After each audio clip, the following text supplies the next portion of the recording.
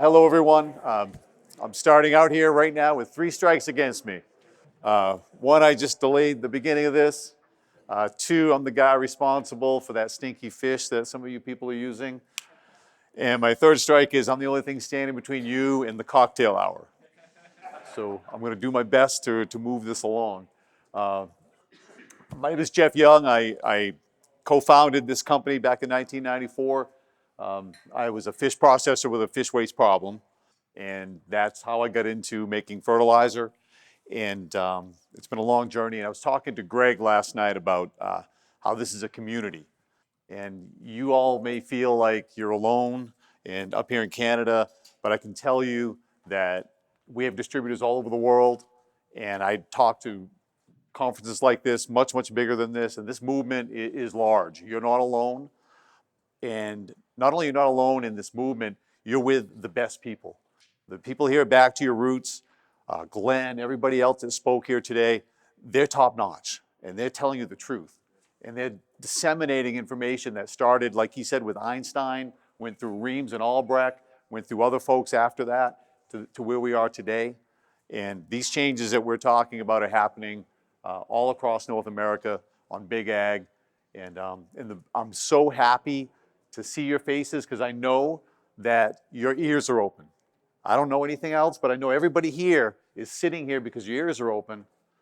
And if you've done any of this work, even a little bit, I was talking to Noah about it last night. If you've done a little bit of the work, your eyes are probably open. I saw something that I was never taught. I saw something that I'm not supposed to see. And once your eyes are open, you can't close them. You can't forget what you saw, and you can't stop questioning everything you've been told up to this point. And I'm just thrilled to be here with you folks and thrilled to be part of this. And no one here is my competitor. We're all friends. I'll do anything I can for anybody here, answer any question, help you in any way. And I'm just thrilled to be part of this. So thank you. This is a dogfish shark. This is what I was processing in my early 20s. And I was running a big plant, and we had a problem. This fish is landed round with the guts in it. Most fish is caught like salmon and cod. They gut it at sea to make it last longer for freshness. This fish, you go out in the morning, you catch it, you deliver it that night. We're cutting it the next day, and then I'm making it fertilizer the day after that. So this is in the fish plant.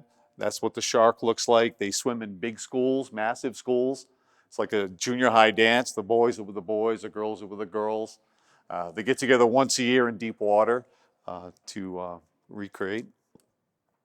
Our industry is based on these products. The back, that centerpiece is a back loin that is sold in Europe for fish and chips. So it's a low-grade fish, fish and chips. Everybody likes cod. But if you're in prison or if you're in a institution, you get fish and chips. It's American dogfish. So it just is. And those 2 pieces, top and bottom, that's we call it a belly flap. It's the abdomen meat. And the reason why we don't gut these fish at sea is that if you're on a boat, you do this cut with a knife. If you don't get it just right, you ruin the delicacy.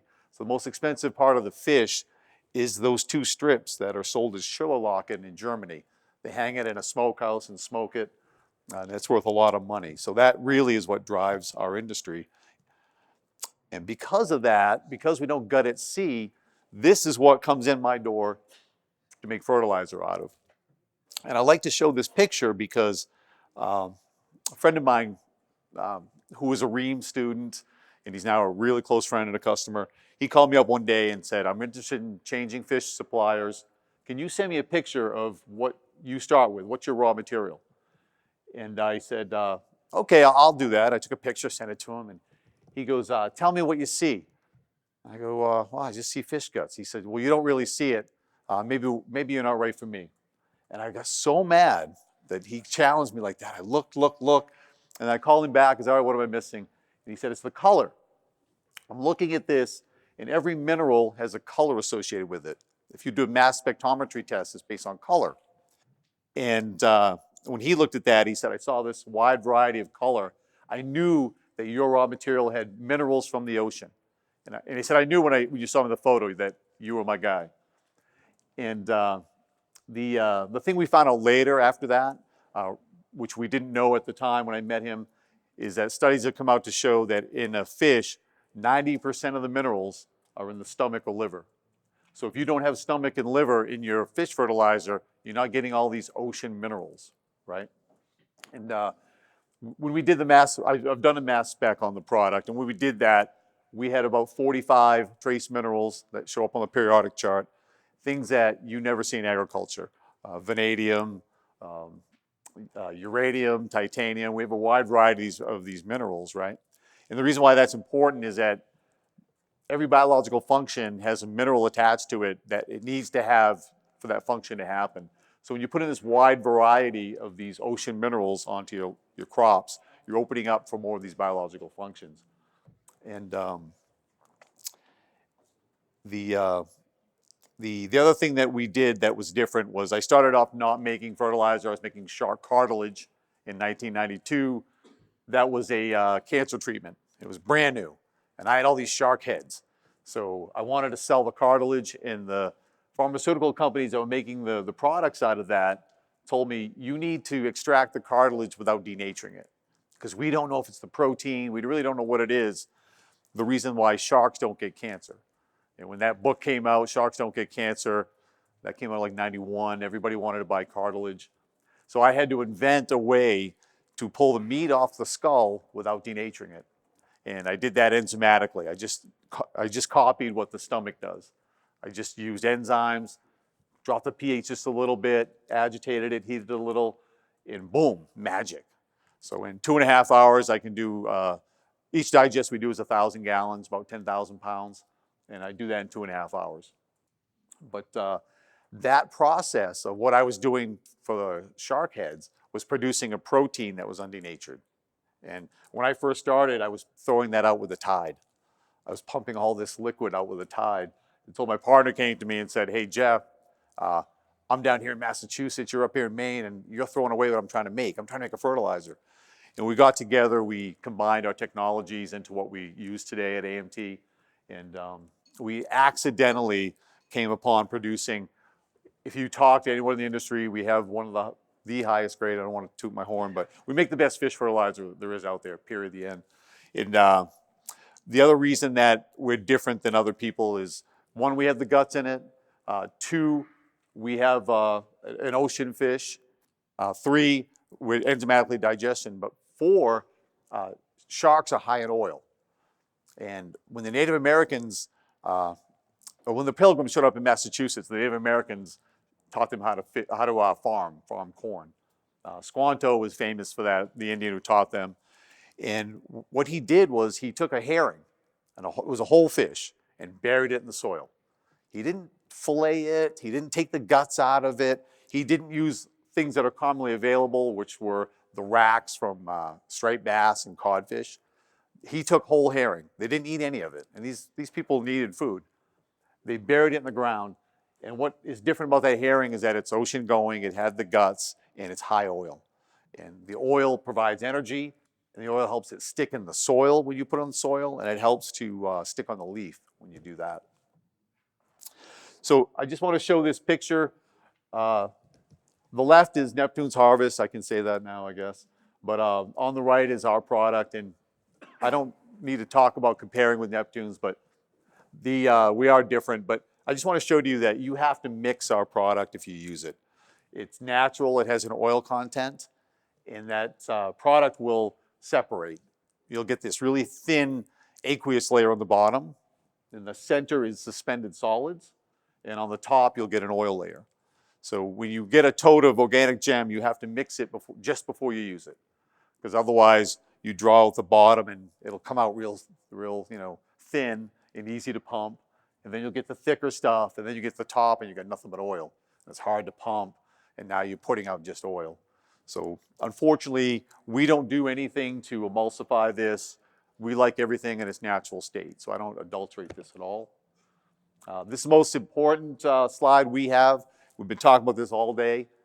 Plants use photosynthesis to turn sunlight into sugar.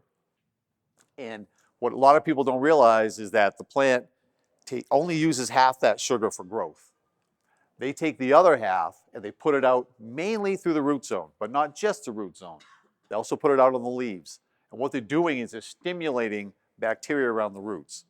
They're stimulating life. And that life is what brings minerals and energy back to the plant. We were talking about chemistry earlier, listening to Glenn. Bacteria and fungi each produce a gluminin. It's a sticky substance. And that's what keeps it in the soil when it rains. It doesn't float away because it's sticky. And bacteria has and I get this mixed up all the time, but one is base and one is acidic. And I think fungi puts out an acidic gluminin, and bacteria is a base. And that's important because that's what reacts with the minerals in the soil. That's what brings minerals to the plant. So the plant doesn't have a straw down there and just sucking up minerals. The microbes are bringing energy and those minerals to the plant. If you go to our website, we have a video on that website, and I love it because we tell people all the time, fish explodes biology. If you ever have any doubt about that, take some of our fish, put some water to it, and just let it sit there, and you'll see this grow and expand and grow things. We explode biology. So a customer of mine, with no help from me, made this video. He took organic gem, diluted it with water, and put it on a slide on his microscope. And this is what it looks like here. You can see there's a little bit of bacteria in there, just as it sits, as I said it to you. Here it is after he added compost tea with it in 24 hours. So with this compost tea, you can see that long strand is fungal hyphae. The white stuff is bacteria. So he took his compost tea, which is a really good compost tea, and added gem to it, put it on a slide, waited 24 hours and put it on a slide. Here it is after 48 hours. The growth is so thick, the dark stuff is organic matter. You can see the fungal hyphae in there, and all the dense white is all bacteria.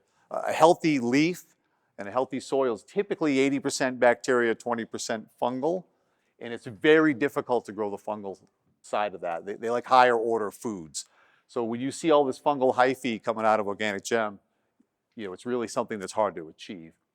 And I just blow it up here in this slide so that you can see how dense that fungal hyphae is and how dense that biology is. So we use organic gem all over the world in all kinds of different soils, and everywhere we use it, you don't get consistent results in terms of, I'm trying to get this vegetative action or this fruiting action, but you always get health because all plants grow the same. They use photosynthesis and they put food out through the root zone to feed microbes to bring energy back to the plant. So we've never had a failure in terms of producing plant health. When it comes to utilizing it to get maximum crop yield, that's when your experts come in. But we are a tool in the toolbox, a very important tool for a lot of these innovative biological farming companies and farmers here in the U.S. And this I just wanted to show is a picture of a healthy leaf surface. You can see the thick fungal hyphae on there. And I think it was Tom that was talking about earlier that this is a defense mechanism for the leaf. And as soon as you apply fungicide, herbicide, or pesticide on that, you lose 90% of it. 90% of that fungal biomass is gone.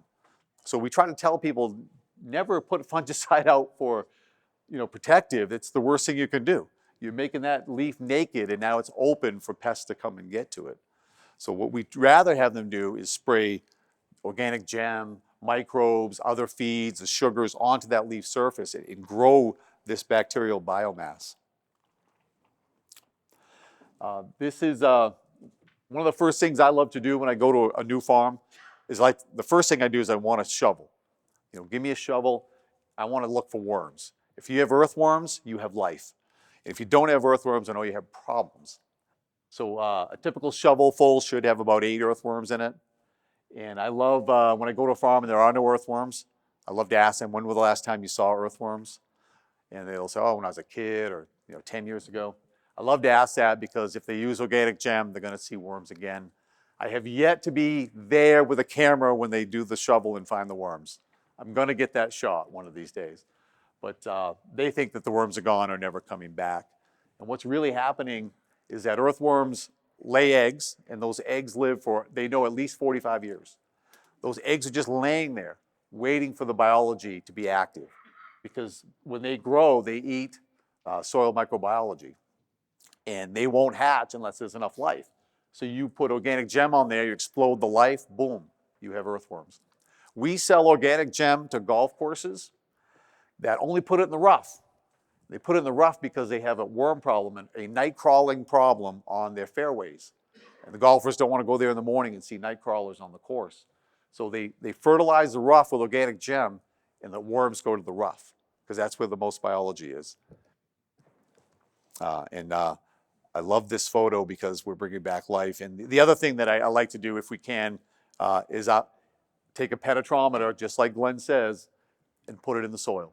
So I look for worms, and then if you have hard pan. Those are the two main things I look, and that tells me just where this farm is at. This photo, I'm a little emotional coming here today. My first big customer and the person that put us on the map is named Gerald Weeb. He lived in Manitoba, farmed 2,000 acres of canola and flax. And in 1998, I went to Acres specifically to hear him speak. Yeah, he was a speaker there because he had bought organic gem from us for 2 years before that. So I go to the show. He puts on his presentation, and he said at the end of his presentation, I did all this work. He was a biological pioneer of the early 90s. And he did compost tea, and then tilling in his leaf trash at the end of the season and spraying that. He did all these things. And he said, in this talk, and I'd never met him yet, he said, and none of it worked until I used organic gem. And then it all worked. Everything that I tried worked because I had life, and it was working the way it was supposed to work. And he died 2 years ago, and just before he died, I was talking about when we met, and as a gift, he sent me his presentation, and it was just before he passed. And so I have his presentation, and this is one of his photos. This is how he started with his farm when he first started. And after 3 years, this is the infrared photography of the same farm. And he said after 3 years of this intense biological program, and he built two 20,000-gallon compost extractors because he couldn't get enough quality compost. So he's making his own quality compost and extracting it. And so he was putting out 20 gallons the acre of that, along with fish, molasses, other biologicals. And when he's tilling in when he's tilling his leaf trash at the end of the year, his formula was 20 gallons of compost tea, 3 gallons of organic gem, 1 gallon of molasses. So he would spray that and then till it in, so that it would break down over the course of the winter. And then he had a bunch of other biological programs. He did a lot of foliar applications of minerals at certain times to control plant physiology. And I'm sure people here can talk to you about that a lot better than I can, but certainly charge minerals at certain times to get the plant to vegetate early and then to go reproductive later. But when he showed this slide at the show, I still remember it from 1998. He said what he found when he got the life up in his soil. He said, when I got the life up in my soil and the soil working the way I wanted, the high points of my farm now are holding water, and the low points are draining water. He said he cured both problems by having soil life in the high and the low ground. And he said, I did this in 3 years. He said, you lazy Americans, you should be able to do it a lot faster. I only have 100 days a year I could work on that farm. The rest of the year I'm frozen. He said, you lazy Americans ought to be able to do it a lot better than I can. And this is a picture of his spray rig where he's spraying the leaf trash before he tills it in. Gerald was also he liked to call it green manure. He was a big cover crop guy. And just like they talked about, he didn't harvest it. He sprayed it and tilled it under because he's getting all that energy back into the soil.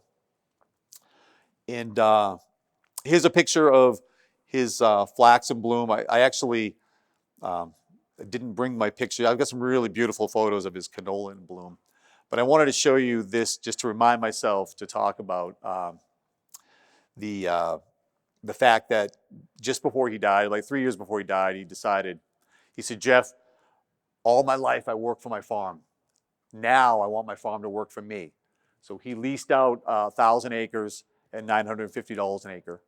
And he farmed just 200, and then he ended up giving up that. But he was leasing about 1,000 acres. He gave that up, and he leased out his 1,000, and then 1,200. But $950 an acre was at the time, might still be the record lease rate in all of Canada. And you look at that, and you say, geez, well, why did someone pay top dollar for that? He had gotten that soil so good that the bricks were so high in his flax and canola, he was selling it direct to Japan. Japan is the last place, I think, in the world that pays for real quality. They'll spend the money for high quality food, high quality supplements. You know, we sell our shark cartilage over there still. But he was, and this is maybe a little message to everyone here, because it's tough to get your bricks up, right? And that makes your bottom line better. Your bricks are up, you're using less pesticide, fungicide, you got a healthier plant, higher yield. But when you sell it, it just goes into the general fund, right? You're selling it to these commodity guys and you're not getting paid, you know, for your quality. So it's something to be thinking about as you develop quality, is to maybe look for alternative markets that will pay for that quality. I've seen it in alfalfa in a big way. If you get the biology right in alfalfa, you get your bricks up in alfalfa, it feeds like crazy. So we have this small farmer, he's only got 50 acres of alfalfa, and he's making a ton of money because he's selling it to horse owners. Horse owners will pay top dollar for quality feed. And he sells every bit of his, and he's only 50 acres, but he sells every bit of his hay one bale at a time at super top dollar because the horses love it. And they know that if they put a different bale of hay out there, a different alfalfa, the horses won't go to it. They want this feed, right? And we work with in Utah, a big dairy that changed the way they feed their cows at the dairy. They got the bricks up in the feed. The cows started reproducing better, started producing milk better. And they said and then they started making their own compost and spreading their own compost to keep up the bricks. And they said the only drawback is we had to buy a new milk container. You know, we couldn't hold enough milk.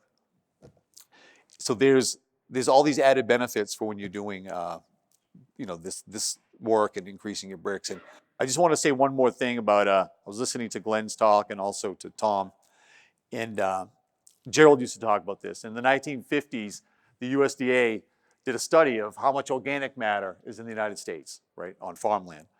And back then it was 8%. The humus layer content in American soils in the 1950s was 8%.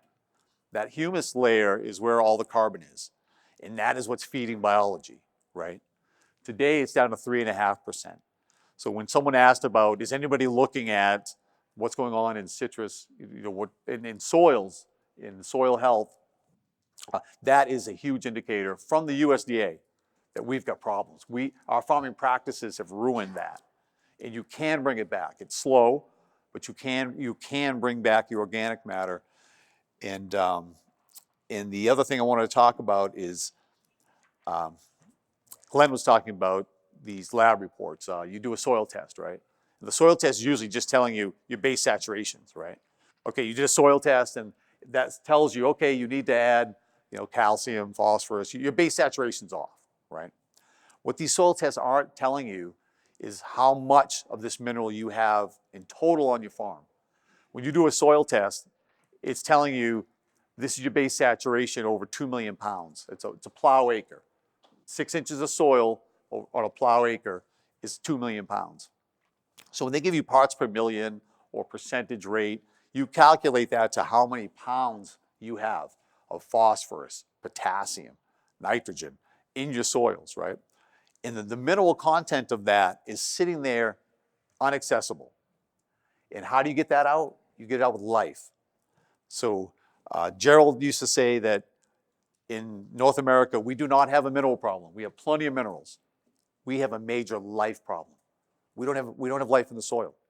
Without that life, we can't access those minerals. We can't make all these things happen. And everything Glenn talked about is absolutely true. Having carbon and air in the soil is what you got to have, and you can build it, and you can build it quickly. I sat in at Acres the last time I went. A guy got up and talked about regenerative ag, and on about crimping your cover crop over, right? And somebody raised their hand and said, well, how long did it take for you to make this change? How long will it take to make the change in the soils? He said, well, normally 20 years. But if you're good, you could do it in 12. And I laughed out loud in the middle of the conference because it reminded me of Gerald saying, you lazy Americans. I have 300 days in 3 years, and I changed my farm this way. And I think you can do that too with what you're doing, accessing the talent in this room. And I saw a lot of hands for conventional guys. That has been the growth of our business in the last 10 years, is bringing these techniques to the conventional farmer. And those guys can make money because you can use 1034O. You can use these other fertilizers that aren't killing the bacteria in the soil that organic guys can't use. So if you can get that soil like organic guys have, you can do the foliars like organic guys, and use a little bit of nitrogen that they can't do, you can make a quick change, and you can make a lot of money because you're not putting out pesticides and fungicides. And I could take you to a lot of big farms in this country, or in the United States, that are printing money. I've had guys pull me aside and say, I'm printing money on onions, alfalfa, and corn and beans. I was on a farm that was 12 years of no rotation. 12 years, corn after corn after corn. He's now doing it with soybeans. So work with these folks. They are fantastic. And I'm telling you, I go to Africa. I do this work in Africa. This is a talented group. They have access to all the information I have, and they will take care of you.